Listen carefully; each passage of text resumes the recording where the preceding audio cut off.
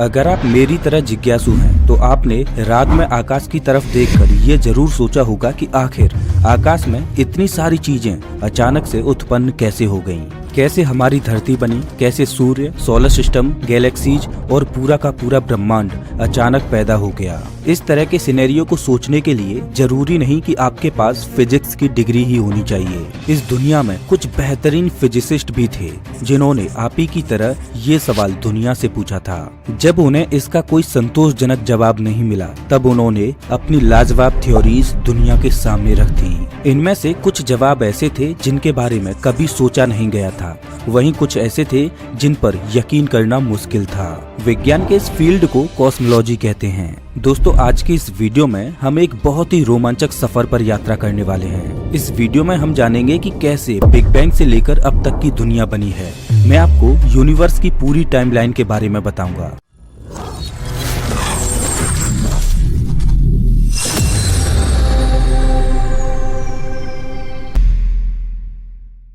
ब्रह्मांड की टाइमलाइन को जानने से पहले हमारा ये जानना बहुत जरूरी है कि हम इंसानों को इतनी सारी जानकारी आखिर मिली कैसे। ये सोचने वाली बात है कि इंसानों की सिविलाइजेशन करीब 5000 सालों से धरती पर रह रही है, लेकिन ब्रह्मांड के रहस्यों को हमने केवल इन 100 सालों में ही अच्छे से उजागर किया है।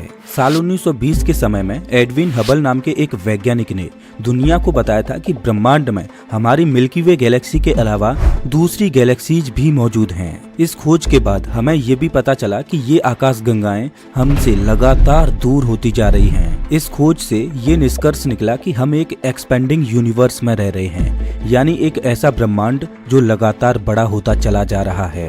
बिल्कुल इसी एग्जैक्ट थ्योरी के बारे में आइंस्टाइन की जनरल थ्योरी ऑफ रिलेटिविटी ने भी अनुमान लगाया था, वो भी इसके 100 साल पहले। अगर ये सच है कि पूरा ब्रह्मांड लगातार बाहर की ओर बड़ा होता जा रहा है, तो ये भी सच होना चाहिए कि ये सारी चीजें एक पर्टिकुलर चीज के अंदर से निकली होनी चाहिए। एक ऐसी चीज जिसने इतने बड़े ब्रह्मांड को अपने अंदर जोर से पकड़कर रखा हुआ था। जरूर वक्त में एक ऐसा समय भी आया होगा जब ये अकेले पूरे ब्रह्मांड को अपने अंदर समाये नहीं रख सकती थी और अंत में ये चीज जोर के धमाके में फट गई होगी। साल 1949 में इसी धमाके को मजाक मजाक में द बिग बैंग कहा गया था। बिग बैंग की बहस साल 1960 के अंत तक चलती रही और जब अंत में पूरी दुनिया ने इस पर यकीन कर लिया तो दो ब्रिलियंट वैज्ञानिकों ने कॉस्मिक माइक्रोवेव बैकग्राउंड की डिस्कवरी सबके सामने रखी। कॉस्मिक माइक्रोवेव बैकग्राउंड यानी CMB बिग बैंग के होने का डायरेक्ट सबूत है। ये एक तरह का माइक्रोवेव रेडिएशन है जो दुनिया के हर एक कोने से निकलता है। ऐसा कह सकते हैं कि ये बिग बैंग के होने के अवशेष हैं। साल 1970 में डार्क मैटर के होने को भी वेरा रूबिन नाम के वैज्ञानिक ने कंफर्म किया था। उन्होंने खोजा कि लगभग सभी गैलेक्सीज के आखिरी छोर पर जो तारे होते हैं वो उतनी ही तेजी से घूम रहे हैं जितनी तेजी से अंदर के तारे घूमते हैं। ये एक रहस्यमय कवच की वजह से होता है जिसे हम देख नहीं सकते, इसीलिए इसे डार्क मैटर कहते हैं। साल 1980 में कॉस्मिक इन्फ्लेशन की थ्योरी को सामने लाया गया जिसने ब्रह्मांड के बारे में कई सवालों के जवाब दिए। साल 1990 में एक और दिमाग को चकरा देने वाली डिस्कवरी वैज्ञानिकों ने की। उन्होंने कहा कि हमारा ब्रह्मांड अभी भी तेजी से बड़ा होता जा रहा है। ग्रेविटी की वजह से उसकी स्पीड कम नहीं हो रही, बल्कि उल्टा वो ज्यादा तेजी से बड़ा होता जा रहा है। अब जिस एनर्जी की वजह से ये हो रहा है उसे डार्क एनर्जी का नाम दे दिया गया। अब 21वीं सदी में हमने इन डिस्कवरीज पर और ज्यादा पक्के तौर पर यकीन कर लिया, क्योंकि हर दिन हमें नए नए सबूत मिलते हैं जो इन थ्योरीज को साफ तौर से सपोर्ट करते हैं। आज तक हमें इस ब्रह्मांड की जितनी भी जानकारी मिली है, चाहे वो जनरल थ्योरी ऑफ रिलेटिविटी से हो या डार्क मैटर से हो, इन सभी चीजों को एक साथ जोड़कर हम सीधा भूतकाल में जा सकते हैं और समझ सकते हैं कि आखिर ब्रह्मांड की शुरुआत एग्जैक्टली कहां से हुई थी। इंसानों ने एक बात तो कंफर्म कर ली है कि ब्रह्मांड लगातार बड़ा होता जा रहा है, तो इसका मतलब ये भी है कि भूतकाल में एक समय ऐसा भी रहा होगा जब ये यूनिवर्स बहुत ही ज्यादा छोटा रहा होगा। ब्रह्मांड के इस मूवमेंट को सिंगुलैरिटी कहा गया है। अब बहुत सारे वैज्ञानिक मानते हैं कि हमारा ब्रह्मांड एक एटम जितना छोटा शायद नहीं रहा होगा और ये एक तरह से पैराडॉक्स जैसा दिखाई देता है। लेकिन फिर आप बोलोगे कि अगर यूनिवर्स के क्रिएशन की स्टोरी के पहले ही पेज समझ में अगर पैराडॉक्स है तो मैं आपकी किसी भी बात पर यकीन क्यों करूं? सच बताऊं तो आपका ये सोचना बिल्कुल सही है, लेकिन ये भी सच है कि अगर हम इस बात को भूल जाएं कि हमारा ब्रह्मांड एक बहुत ही छोटे से बिंदु से शुरू हुआ था, तो वैज्ञानिकों द्वारा बनाए गए आजकल के मॉडल्स में दूसरी साइंटिफिक चीजें परफेक्ट तरीके से फिट हो जाती हैं। हम ऐसा करते हैं कि उस समय में ही पहुंच जाते हैं जब इस तरह का कोई ग्लिच मौजूद ही नहीं था। कल्पना कीजिए कि एक स्विमिंग पूल के साइज के जितना बड़ा बॉल है जो कि अंदर से बहुत गर्म और पदार्थों से भरा हुआ है। एक समय ऐसा आएगा जब ये बॉल अंदर से निकल रहे प्रेशर को झेल नहीं पाएगा और बिग बैंग धमाके में तब्दील हो जाएगा और अंततः इस यूनिवर्स को जन्म देगा। अब आप सोच रहे होंगे कि एक स्विमिंग पूल जितने बड़े बॉल में से पूरा यूनिवर्स कैसे जन्म ले सकता है। दरअसल बात ये है कि आप हर एक चीज को एटम्स और मॉलिक्यूल्स की फॉर्म में देखते हो। आखिर हर तरफ से हम उन्हीं के मिश्रण से घिरे हुए हैं, पर सच यही है कि हर चीज एनर्जी से ही बनी है। बिग बैंग के होने से पहले जो स्विमिंग पूल जितना बड़ा बॉल था उसमें भी एनर्जी भरी हुई है। उस वक्त में एटम्स, मॉलिक्यूल्स ये सब एग्जिस्ट ही नहीं करते थे। हमारी आज की दुनिया इन्हीं पदार्थों से मिलकर बनी है जिन्हें फंडामेंटल पार्टिकल्स कहा जाता है। पर जिस सिंगुलरिटी की मैं बात कर रहा हूँ वो पूरी एनर्जी है। अब एक बार के लिए हम अपनी कॉस्मोलॉजी के इतिहास में चले जाते हैं और देखते हैं कि आज की दुनिया में जो चीजें हम देख रहे हैं वो पैदा कैसे हुई थी। ब्रह्मांड की टाइमलाइन को टोटल 6 चरणों में बांटा जा सकता है। सबसे पहला चरण है सिंगुलरिटी का, जहां से ब्रह्मांड की शुरुआत हुई। कहा जाता है कि ये करीब 13.8 अरब साल पहले हुआ था। इस वक्त का ब्रह्मांड बहुत ज्यादा छोटा था और हर चीज की शुरुआत यहीं से हुई थी। एक छोटा सा डॉट जिसमें संपूर्ण ब्रह्मांड समाहित था। इतिहास में एक समय ऐसा आया जब ये छोटा सा डॉट फट गया और अपने अंदर की चीजों को बाहर की तरफ फेंकने लगा। इसे कॉस्मिक इन्फ्लेशन कहा गया है और यही यूनिवर्स का दूसरा चरण है। इसमें यूनिवर्स अचानक ही एक छोटे से न्यूक्लियस से बड़े स्विमिंग पूल में बदल गया। ये मत भूलिए कि अभी भी ये ब्रह्मांड बहुत ज्यादा गर्म था और इसके अंदर अब तक फंडामेंटल पार्टिकल्स ने जन्म नहीं लिया था। अब धीरे धीरे ये ब्रह्मांड बड़ा होता गया और इसके साथ ही ये ठंडा भी होता जा रहा था। ये ब्रह्मांड की टाइमलाइन का तीसरा चरण है जिसमें कणों का गठन हुआ था। धीरे धीरे फंडामेंटल पार्टिकल्स ब्रह्मांड में पैदा होने लगे और उन्होंने अपने अंदर मास को पैदा करना शुरू किया। जैसे जैसे ब्रह्मांड का तापमान कम हो रहा था ये पार्टिकल्स एक दूसरे से मिल रहे थे और बड़े पदार्थों में तब्दील हो रहे थे। जब मैं आपको बताऊंगा कि ये तीनों चरण कितनी देर में खत्म हुए थे तो आप पक्का चौंक जाओगे। एक सिंगुलरिटी से फंडामेंटल पार्टिकल बनने में केवल 3 मिनटों का ही समय लगा था और इतने समय में तापमान करीब 1 बिलियन केल्विन तक गिर गया था। कुछ प्रोटॉन्स और न्यूट्रॉन्स ने एक दूसरे के साथ मिलना शुरू कर दिया और हीलियम न्यूक्लियाई को जन्म दिया। जब इस पूरे चरण का अंत हुआ तब दुनिया में करीब 75% हाइड्रोजन के न्यूक्लियाई थे और 25% हीलियम के न्यूक्लियाई थे। न्यूक्लियाई बेसिकली प्रोटॉन और न्यूट्रॉन से बना हुआ होता है और हमारे चारों ओर की सभी चीजें इसी से बनी होती हैं। ऐसा कहा जा सकता है कि ये ब्रह्मांड के बहुत ही छोटे कण हैं। ऐसे लाखों करोड़ों कणों के मिश्रण से हम सभी बने हैं। हाइड्रोजन और हीलियम के अलावा ब्रह्मांड में थोड़ा बहुत लिथियम भी पैदा हो गया। अब परेशानी ये थी कि इलेक्ट्रॉन्स और प्रोटॉन्स अभी भी ब्रह्मांड में फ्री होकर घूम रहे थे।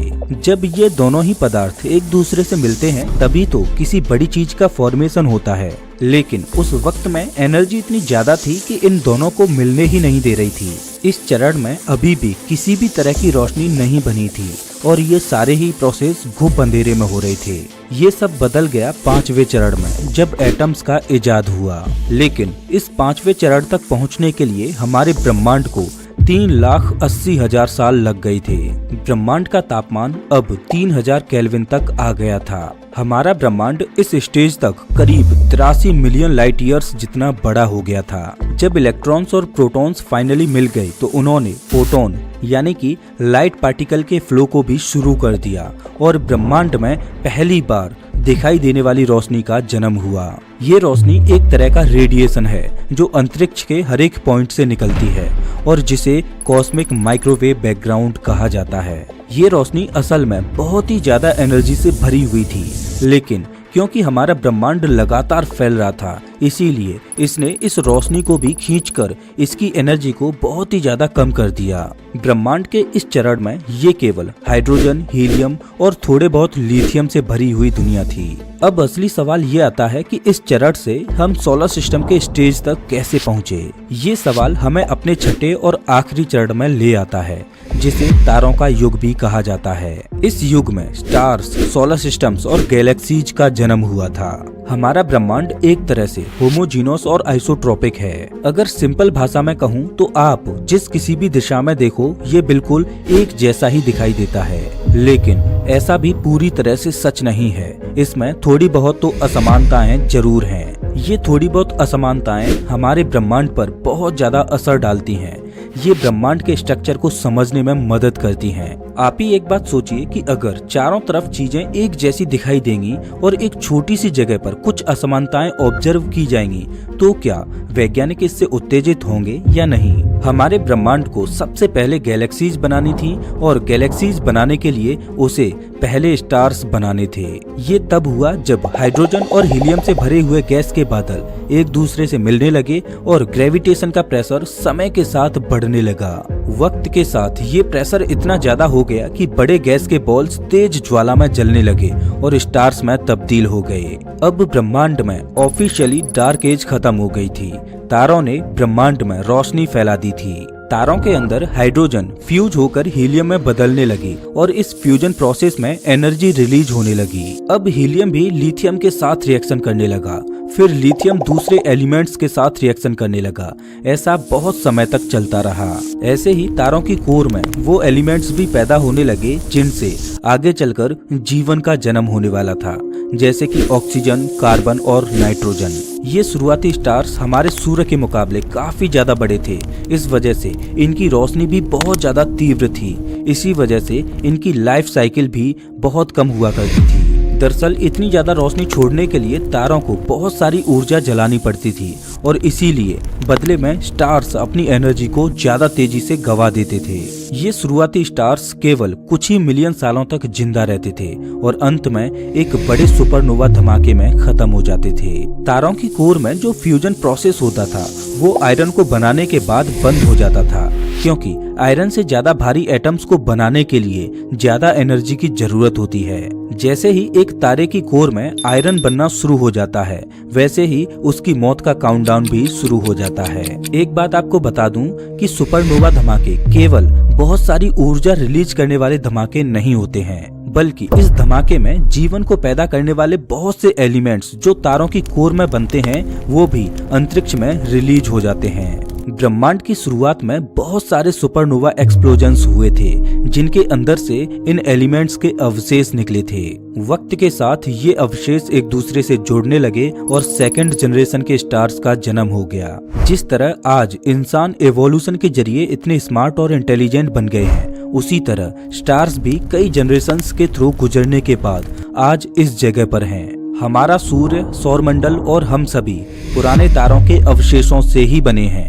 ये कहना गलत नहीं होगा कि मैं, आप और ये धरती सभी तारों की धूल यानी स्टार डस्ट से बने हैं। हमारा सूर्य जब इतना ज्यादा भारी हो गया कि वो अपनी कोर में हाइड्रोजन एलिमेंट्स को फ्यूज कर पाए, तब उसने भी रोशनी फेंकना शुरू कर दिया। सूर्य के जन्म के बाद उसके पास जो बचे कुचे अवशेष थे जिनमें हेवी एलिमेंट्स थे, उन्होंने एक प्रोटोप्लैनेटरी डिस्क को बना लिया। इस प्रोटोप्लैनेटरी डिस्क में डस्ट, गैसेज और एलिमेंट्स कई मिलियन सालों तक मिलने लगे और प्लैनेट्स को जन्म देने लगे। इसी तरह से हमारी धरती भी बनी थी। अब एक गैलेक्सी भी तारों के बड़े झुंड का समूह होती है जिनमें बहुत सारी गैसें और धूल मौजूद होती है।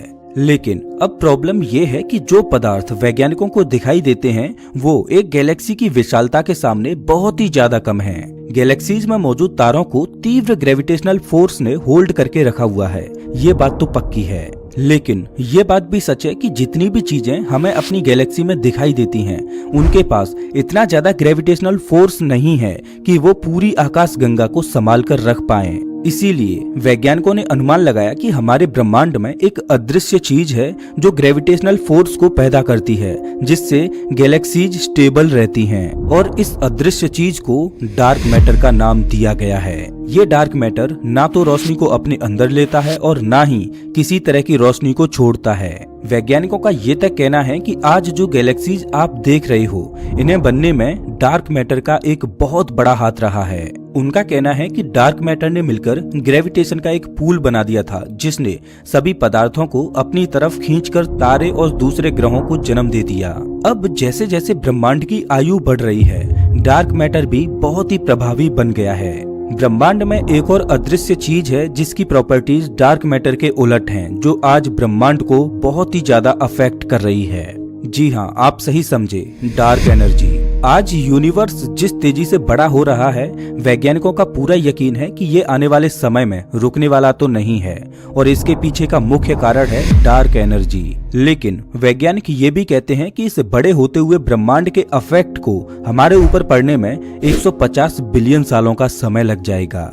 आज इंसानों के लिए सबसे बड़ा सवाल डार्क मैटर और डार्क एनर्जी है। अगर हम डार्क मैटर और डार्क एनर्जी के बारे में जान जाएंगे तो ऐसा समझ लीजिए कि हम अपने पूरे ब्रह्मांड के बारे में जान जाएंगे। तो दोस्तों, ये थी ब्रह्मांड की टाइमलाइन, जिसमें हमने जाना कि कैसे एनर्जी से मैटर बना और कैसे गैलेक्सीज बनी, कैसे तारे और ग्रहों का जन्म हुआ। अगर आपको ये वीडियो अच्छा लगा हो तो इसे लाइक करें। वैसे आप हमारा ये वीडियो कौन से शहर से देख रहे हो, हमें कमेंट करके जरूर बताएं। मिलता हूँ मैं आपसे एक नए वीडियो में, तब तक के लिए नमस्कार।